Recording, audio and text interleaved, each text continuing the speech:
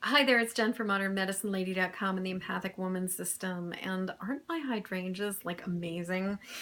This is the time of year where they're finally ready to pick and they'll stay this beautiful for like a long period of time. Anyway, that is not the word of the day. So the word of the day is ownership. And I choose this word because I was working with a client earlier and we were doing some work on an event that happened in the past that had been affecting their money story. And it was about something that happened in their family, and it was about something that had happened that was really outside of their control. And what was really interesting was that as we were working on it, we were listening carefully to their language. I was listening to their language, and they were also listening to their own language. And what happened was that we noticed that this person was referring to the experience of defaulting on something as we defaulted on this thing.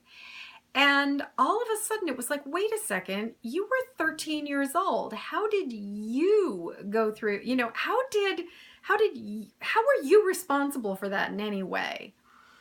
And what we started to realize was that when we go through collective experiences as a family or even as a community, and we refer to the experiences from the standpoint of the we, there's a way in which we own it collectively, and we also often own a lot of the responsibility collectively.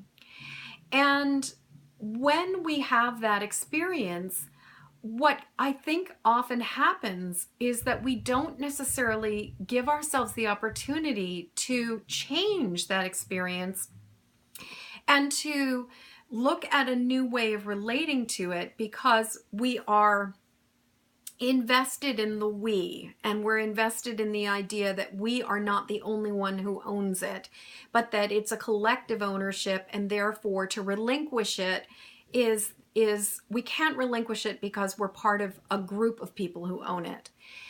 And so when we let go of that idea of collective ownership and we own only our part in something, and we own only the piece that we participated in, and we own our personal experiences about it, it gives us this chance to look at it in a whole new way and to release a lot of the things that we may be carrying around about it, and also to reform our perceptions and to transform how we are going to approach it in the future.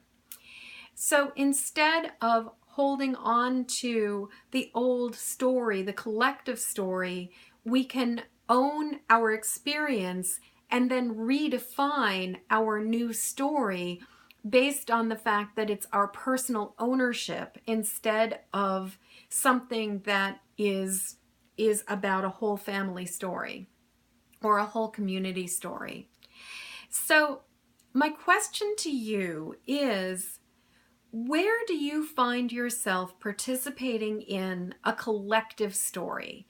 Where do you have stories that are about, we went through this hard thing, or we experienced this, and we did blah, blah, blah. And if you were to separate yourself from that we and look at the experience or the story as having many different parts and many different participants, and thought about your piece and how you might own it as your own instead of as a we, how would that change your ability to let go of it and also to transform the way that you relate to it and the way that you move forward in the future with the actions that you take that are related to things like it?